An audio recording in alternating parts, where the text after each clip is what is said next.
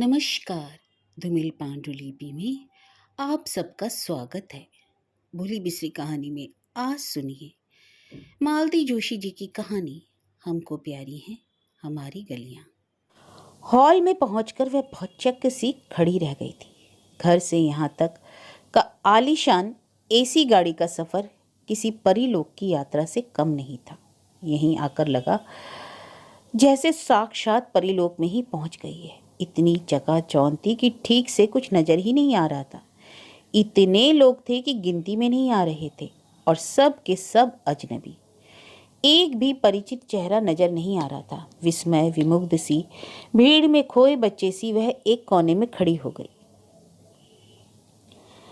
Hall में रोशनी का सैलाब था और वीडियो वालों के बार बार चमकते बल्ब उस रोशनी को दुबाला कर रहे थे। लोग जन्मदिन तक की वीडियो बनवा लेते हैं और दीदी की शादी में फोटोग्राफर बुलाना भी महंगा पड़ गया था। वीडियो की तो बजट में गुंजाइश ही नहीं थी। भैया की शादी से ससुराल वालों ने ही इसका खर्च उठाया था और उस बात का ताना जीजा जी अब तक देते हैं। एकाएक तेज रोशनी ने उसे चौंका दिया, सहमा दिया। वीडियो वालों का कैमरा अब उसकी ओर मुखातिब था। वह तो संकोच से जैसे छुई मुई हो गई। प्रकाश का वह वृक्ष जब हटा तब जाकर वह स्थिर हो पाई। हेलो, खुशबू का एक झोंका उसे सरोबर कर गया। सिर उठाकर देखा, एक सुदर्शन युवक उसके सामने खड़ा था। माई सेल्फ विशाल। आप? जी मैं निधि शुक्ला, मीना की क्लासमेट हूँ। ओ आई सी। दरअसल वो क्या हुआ कि इतने बड़े हॉल में सिर्फ आप ही पूरे कपड़ों में नजर आ रही हैं। कहते हैं ना, odd man out, I mean odd women out. तो मैंने सोचा कहीं गलत जगह तो नहीं आ गई आप। उसके बोलने का ढंग काफ़ी मज़ेदार था। निधि की घबराहट काफ़ी कम हो गई। सामने फैले जनसमूह को अब उसने ध्यान से देखा। पुरुष तो बेचारे बड़ी अच्छी पोशाकों में थे, पर महिलाएं, खासकर लड़कियां, गजब ढा रही थी। किसी का एक तो किसी के दोनों कंधे अनावृत थे, किसी की पीठ पूरी खुली हुई थी तो किसी का पेट, किसी का स्कर्ट घुटनों से 2 इंच ऊपर था तो किसी का टखने तक था, पर एक तरफ से पूरा खुला हुआ। उम्रदराज महिलाएं भी स्लीवलेस ब्लाउज और पारदर्शी नाभि दर्शन साड़ी में थीं। टीवी पर फैशन शो में जब ऐसे कपड़े दिखाए जाते थे तो माँ कहती, हाय, हम ऐसे कपड़े पहनकर कोई बाहर निकलता होगा, काश यहाँ आकर देखती। माँ, मिनी से मुलाकात हुई कि नहीं? युवक ने पूछा। अभी कहाँ, आई हूँ तब से यहीं खड़ी हूँ। अगर आपने पहल नहीं की तो यहीं खड़ी रह जाएंगी मोहतरमा। आइए मैं मिलवा दूँ। वे दोनों चलने को हुए तो हॉल में गहमा गहमी एकाएक बढ़ सी गई। शायद केक कट रहा है, थोड़ा रुक लेते हैं, युवक ने कहा और उसने निधि को ऐसे स्थान पर खड़ा कर दिया जहां से सारा नज़ारा साफ साफ नजर आ रहा था। रोशनी का घेरा अब एक स्थान पर केंद्रित हो गया था और निधि की आंखें मीना की ड्रेस पर अटक गई। कल ही मीना ने बताया था कि ड्रेस पूरे 5,000 में बनी है। लोग एक ड्रेस पर 5,000 खर्च कर देते हैं और भाभी पूरा महीना एक स्कूल में खटती है पर 5,000 नहीं जुटते। जगमग करती उस पोशाक ने मीना को सचमुच एक परी का रूप दे दिया था। उसने भाभी को मन ही मन धन्यवाद दिया जिन्होंने उसे जबरदस्ती अपनी कांजीवरम पहनाई थी। अपना अमेरिकन डायमंड वाला सेट भी निकाल कर दिया। वह तो अपना बनारसी सूट ही पहनकर आने वाली थी। माँ की बनारसी साड़ी से पिछले साल ही बनवाया था, पर भाभी ने उसे डिस्कार्ड कर दिया। अच्छा ही हुआ, उसे पहनकर आती तो एकदम बॉडम ही नजर आती। तालियों की गड़गड़ाहट से उसका ध्यान टूटा। केक काटने की रस्म संपन्न हो चुकी थी और अब बधाइयों का सिलसिला शुरू हो गया था। अपना उपहार कस कर पकड़ते हुए उसने अपने पथ प्रदर्शक से कहा, हम लोग चलें? ओ श्योर। और भीड़ में से रास्ता बनाते हुए उसने निधि को मीना के सामने ले जाकर खड़ा कर दिया। Mini, your friend. Oh Nidhi darling. Meena ने तो उसे गले लगकर एकदम चूम ही लिया। निधि एकदम सकपका गई। कांपते हाथों से उसने अपना छोटा सा उपहार मीना को पकड़ाया, जिसे मीना ने थैंक्स कहकर उपहारों के ढेर पे रख दिया। फिर टेबल पर पड़ा माइक उठाकर उसने घोषणा की, ladies and gentleman, here is a pleasant surprise for you, a golden voice from our college, miss Nidhi Shukla. तालियों की गड़गड़ाहट ने इस घोषणा का स्वागत किया। कई जोड़ी आंखें एकाएक निधि पर टिक गई। उसे तो पसीना छूट गया, पैर कांपने लगे और गला सूखने लगा। Come on darling, let us have some heavenly music, Meena ने इशारा किया। निधि पसोपेश में पड़ गई। वह तो गाने के लिए तैयार होकर आई ही नहीं थी, और फिर वह तो अक्सर संजीदा गीत ही गाती थी। खुशी के मौके पर वे क्या अच्छे लगेंगे। सौभाग्य से दोपहर को उसने रेडियो पर बायोस्कोप की बातें कार्यक्रम सुना था। परख फिल्म की कहानी बताई गई थी। निधि को इसी फिल्म के लता का पसंदीदा गीत याद आ गया, ओ सजना बरखा बहार आई। उसने देखा कि कुछ लोग बहुत प्रेम से उसे सुन रहे हैं, और कुछ के चेहरे पर पहले उत्सुकता थी, पर बाद में ऊब साफ नजर आने लगी। गाना शायद उनको पसंद नहीं आया था। पहला गीत खत्म हुआ नहीं कि मीना ने कहा, once more please, one more please, one more please. अच्छी मुसीबत है, निधि ने सोचा, पर आज के दिन मीना का अनुरोध टाला भी नहीं जा सकता था। उसने दिमाग को खुरचा और फिर अनुपमा फिल्म का गीत धीरे धीरे मचल ए दिले बेकरार कोई आता है शुरू किया। लड़कियां जो इतनी देर से मजबूरन खामोश खड़ी थीं, अब हंस हंसकर एक दूसरे को ठौका देने लगी। दिस इज फॉर यू, कुछ तो उल्टे सीधे हाथ पैर फेंकने लगी। टीवी पर अक्सर देखा है कि कैसा भी गाना हो दर्शक नाचना शुरू कर देते हैं। यहाँ भी उसे वही नज़ारा नजर आया, पर उसकी वजह से उसकी अपनी ताल गड़बड़ा गई, लय छूट गई और बाद में तो सांस भी उखड़ने लगी। खत्म करते ही उसने मीना को माइक पकड़ाया। सॉरी, अब और नहीं गा सकूंगी। और वह खुद पर शर्मिंदा थी। इतना खराब उसने पहले कभी नहीं गाया था। सिर नीचा किए वह पीछे की कतार में चली गई। कोल्ड ड्रिंक्स की ट्रे सामने से गुजरी तो उसने झट एक ग्लास उठा लिया। वह आई है तब से देख रही थी कि वर्दीधारी बैरे कोल्ड ड्रिंक्स और स्नैक्स की ट्रे लेकर इधर उधर घूम रहे हैं। संकोच के मारे उसने अब तक कुछ नहीं लिया था, पर अब जैसे प्यास के मारे गले में कांटे उगाए थे। वह धीरे धीरे सिप कर रही थी कि अनायास अनचाही वार्तालाप का एक टुकड़ा उसके कानों से टकराया। मिनी, यह उषा उत्तप का कार्टून कहाँ से पकड़ लाई हो? उषा उत्तप माय फुट, दूसरा स्वर उभरा। वह कितनी लाइवली है, गाती है तो पूरा ऑडियंस चार्ज हो जाता है। यह तो बस खंबे की तरह खड़ी होकर रह गई। अरे क्या करूं यार, अच्छा गाती है इसलिए बुला लिया था, पर इसने तो कचरा ही कर दिया। यह मीना की आवाज़ थी। अपमान से निधि के आंसू निकल आए। अपना ग्लास लिए वह सुदूर कोने में चली गई। किसी को अपनी शक्ल दिखाते भी उसे शर्म आ रही थी। कॉन्ग्रेचुलेशंस, उसने चौंककर सिर उठाया। एक मोटे से थुल सज्जन सामने खड़े थे। Beautiful voice and excellent selection, बहुत दिनों बाद इतना अच्छा गाना सुना। थैंक यू, निधि ने घुटी सी आवाज़ में कहा। अगले संडे आप फ्री हैं? जी, हम लोग अपनी शादी की 15वीं सालगिरह मना रहे हैं। उस दिन आप हमारे लिए गाएंगी तो बहुत अच्छा लगेगा। हम दोनों ही पुराने क्लासिकल गानों के बहुत शौकीन हैं। निधि बिटर बिटर उन्हें देखती ही रही। आपको ले जाने की व्यवस्था हो जाएगी। अपना एड्रेस दे दीजिए और फ़ोन नंबर भी, और यह रहा मेरा कार्ड। उसे कार्ड थमाते हुए उन्होंने पता लिखने के लिए अपनी डायरी भी निकाल ली। निधि की समझ में ही नहीं आया कि क्या करे। कार्ड हाथ में लेकर वह भयचकित नज़रों से इधर उधर देखने लगी। सहसा उसकी आंखें विशाल से टकराई। वह अपनी मित्र मंडली के साथ ठहाके लगा रहा था। उसकी कातर आंखों का मौन निमंत्रण उसने पता नहीं कैसे पढ़ लिया, और क्षणांश में वह उन लोगों के पास आ खड़ा हुआ।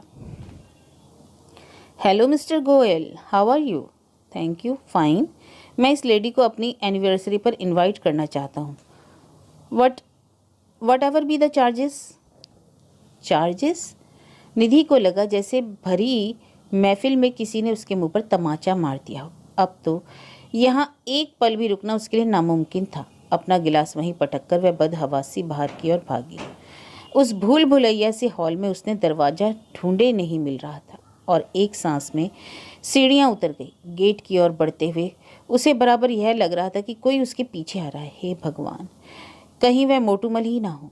निधि, निधि, प्लीज़ रुको निधि, पीछे से विशाल ने पुकारा, और लंबे डग भरता हुआ वह उसके पास आ खड़ा हुआ।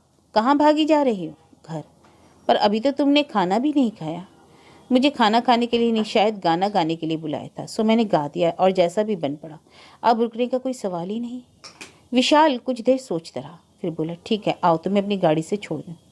नो थैंक यू, मैं ऑटो से चली जाऊँगी। हम लोग शहर से कितनी दूर हैं पता भी है?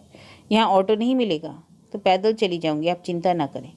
और गेट पार करके वह एकदम सड़क पर जाकर खड़ी हो गई। सड़क पर रोशनी का एक सैलाब सा बिखरा था। दोनों ओर से गाड़ियां सर निकल रही थी। एक ट्रक तो भन्नाता हुआ उसके इतने पास से गुजरा कि क्षण भर को उसकी आंखों के आगे अंधेरा छा गया। तभी विशाल ने उसका हाथ पकड़कर पीछे खींचा। मेरी गाड़ी से नहीं जाना, मत जाओ, पर जान देने पर क्यों तुली हुई हो?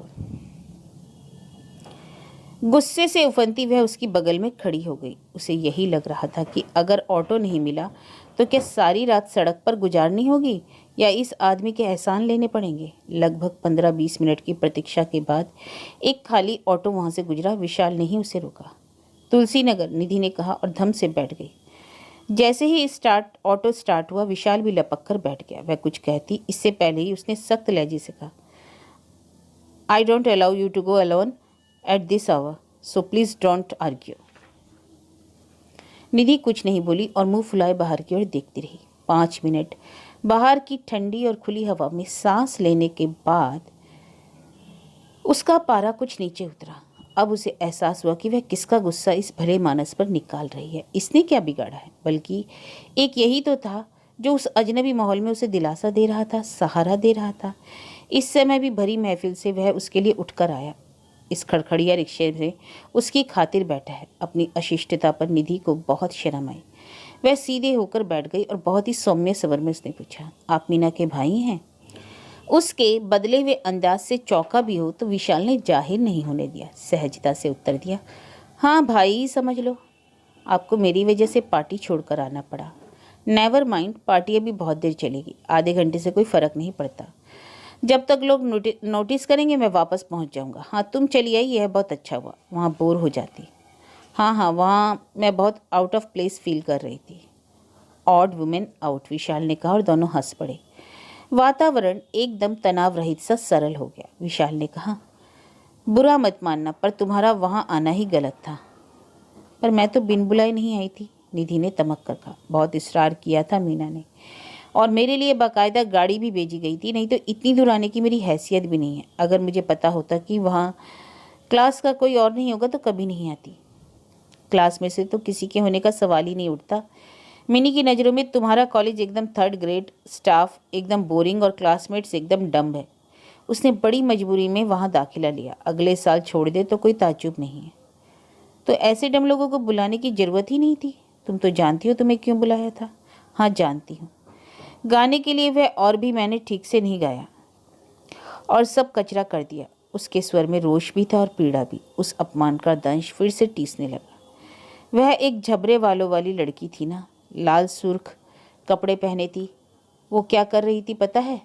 बोली, ये उषा उत्तप का कार्टून मिनी कहाँ से पकड़ कर ले आई।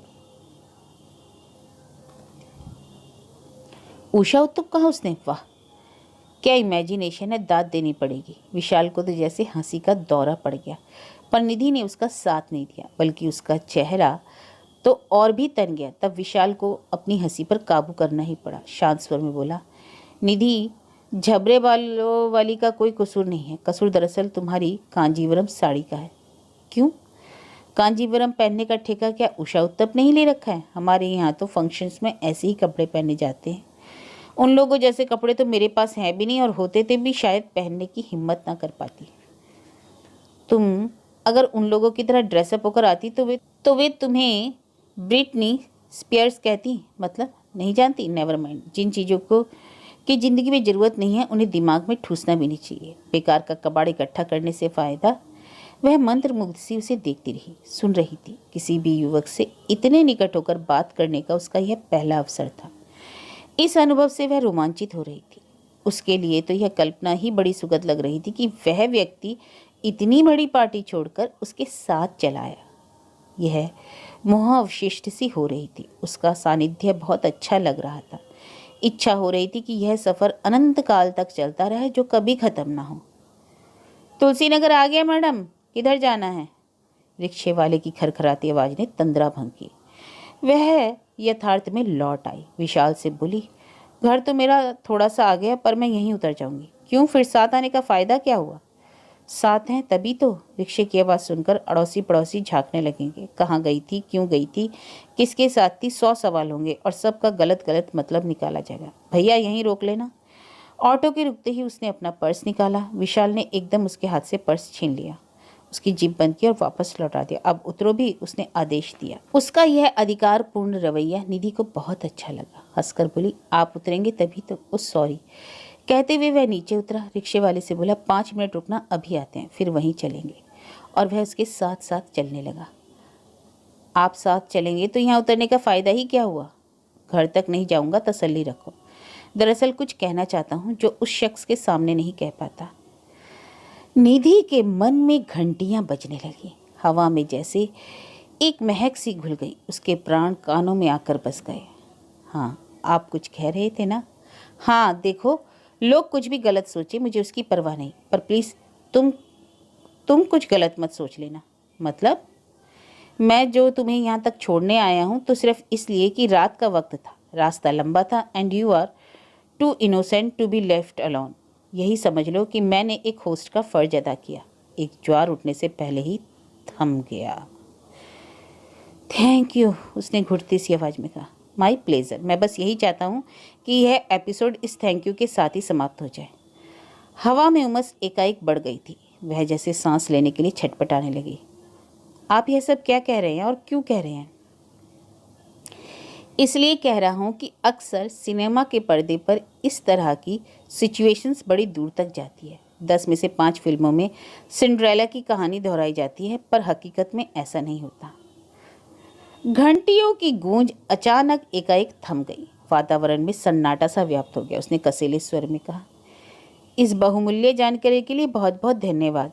अब एक बात मेरी भी सुन लीजिए कि मैं अपना दिल हथेली पर लेकर नहीं चलती, और ना ही आप इतने हसीन हैं कि राह चलती लड़कियां आप पर मर मिटे। Anyway, thank you and goodbye. और वह पलटकर एकदम चल दी। उसे लगा कि अब एक क्षण भी इस आदमी के सामने खड़ी रही तो पता नहीं क्या कर बैठेगी। उसे अपने ऊपर शर्म आ रही थी, गुस्सा आ रहा था कि वह इतना पारदर्शी क्यों है कि हर कोई उसका मन पढ़ लेता है। निधि, 1 मिनट रुको, पीछे से आवाज़ आई। वह रुक तो गई, पर वहीं खड़ी रही, पलटकर नहीं देखा। विशाल स्वयं उसके सामने आकर खड़ा हो गया। एक बात कहनी थी। वह लाल कपड़े और झबरे बालों वाली लड़की है ना, उसका नाम टीना है, और वह मिन्नी की बड़ी बहन है। तो आज रात हमारी सगाई अनाउंसमेंट होने वाली है। उसने मन को मजबूती से थामा। मिस निधि शुक्ला, यह कसौटी की घड़ी है, बी सपोर्टिंग। अरे वाह, सगाई की अनाउंसमेंट, यानी कि डबल सेलिब्रेशन। बहुत बहुत बधाई। Wish me good luck, best of luck, उसने ज़बरदस्ती मुस्कान बिखेरते हुए कहा। Thank you. विशाल ने एक सैल्यूट मारा और रिक्शे में जाकर बैठ गया। चल भैया, बैक टू पवेलियन।